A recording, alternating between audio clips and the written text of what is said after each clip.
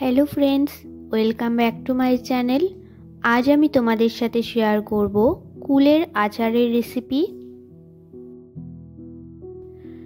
এখানে আমি আচার বানানোর জন্য সবার প্রথমে পাকা কুল নিয়ে নিয়েছি।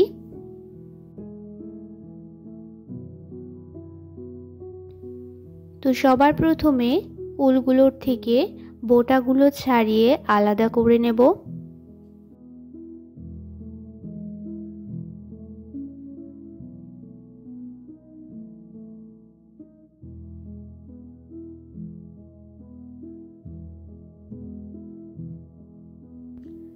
তো এখানে আমি কুলের বোটা ছাড়িয়ে নিয়েছি।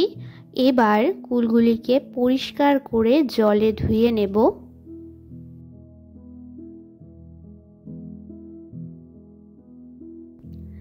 এখানে কুলগুলো খুব ভালোভাবে পরিষ্কার করে জলে 2-3 বার করে ধুয়ে জল থেকে তুলে ভালোভাবে শুকিয়ে নেব।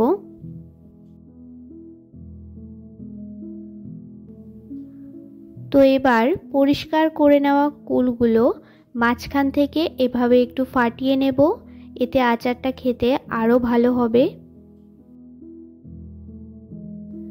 সব কুলগুলো এইভাবে ফাটিয়ে নেওয়ার পরে একদিন মতো রোদে ভালোভাবে শুকিয়ে নেব।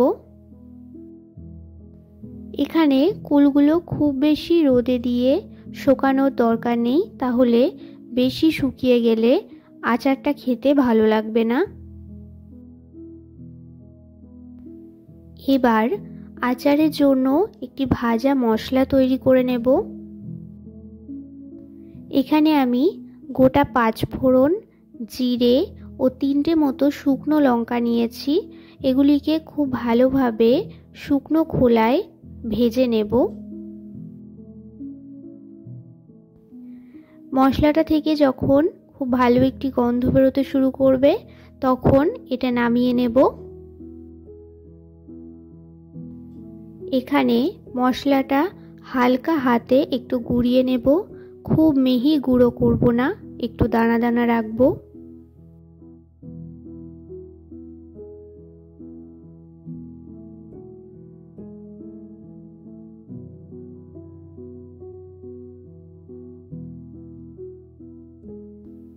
তো এখানে আমার আচারের জন্য মশলা একেবারে তৈরি হয়ে গেছে। এবার এখানে গ্যাসে একটি কড়াই বসিয়ে দিয়েছি। কড়াইটা গরম হয়ে গেলে এর মধ্যে দিয়ে দেব 2 থেকে 3 চামচের মতো সর্ষের তেল। তেলের মধ্যে দিয়ে দেব 5 ফোড়ন ও 2 থেকে 3টি শুকনো লঙ্কা।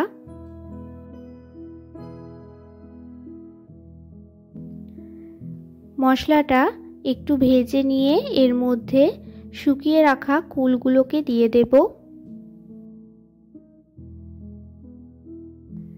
এবার এর মধ্যে দিয়ে দেব স্বাদ মতো নুন,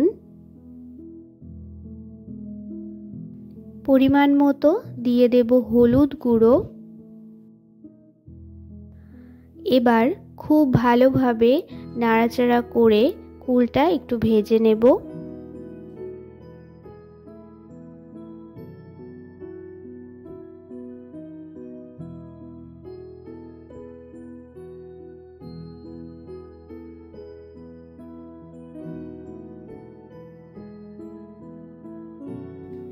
নুন হলুদের সাথে কুলটা খুব ভালোভাবে মাখা হয়ে গেলে এইভাবে একটু ঢেকে ঢেকে কিছুক্ষণ পর পর নেড়ে দেব।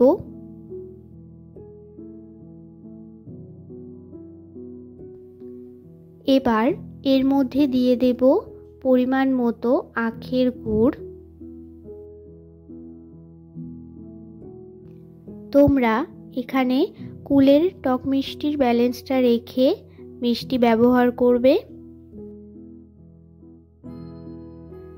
তো গুড়টা দিয়ে খুব ভালোভাবে নাড়াচাড়া করে ঢেকে দেব।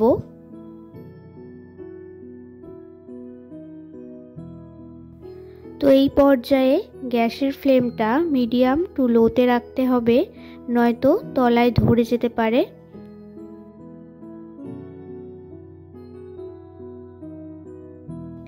তো এখানে দেখো গুড়টা গলে গিয়ে বেশ অনেকটা পরিমাণে জল বেরিয়েছে। তো কিছুক্ষণ পর পর নাড়াচাড়া করে বেশ অনেকটা পরিমাণে জলটা শুকিয়ে এসছে। এবার এর মধ্যে ভেজে গুঁড়ো করা মশলার 2 চামচের মতো দিয়ে দেব।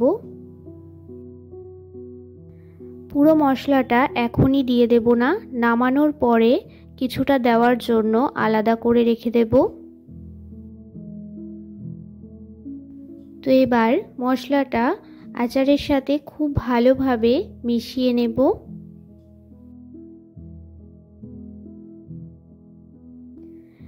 এই পর্যায়ে তোমরা নুন মিষ্টিটা একবার চেক করে যদি প্রয়োজন হয় তাহলে দিতে পারো।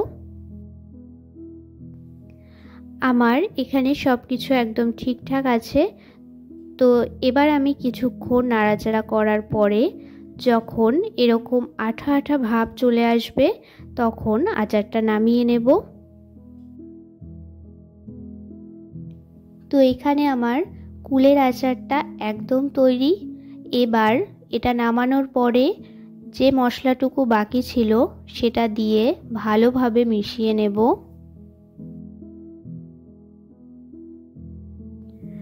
আচারটা তোমরা যে কোনো এয়ারটাইট কন্টেনারে ভরে রাখতে পারো, আর এটা মাঝে মধ্যে রোদে দেবে, তাহলে অনেক দিন পর্যন্ত এটা ভালো থাকবে।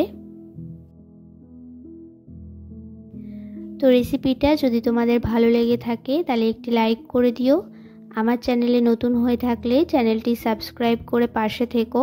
দেখা হচ্ছে নেক্সট ভিডিওতে।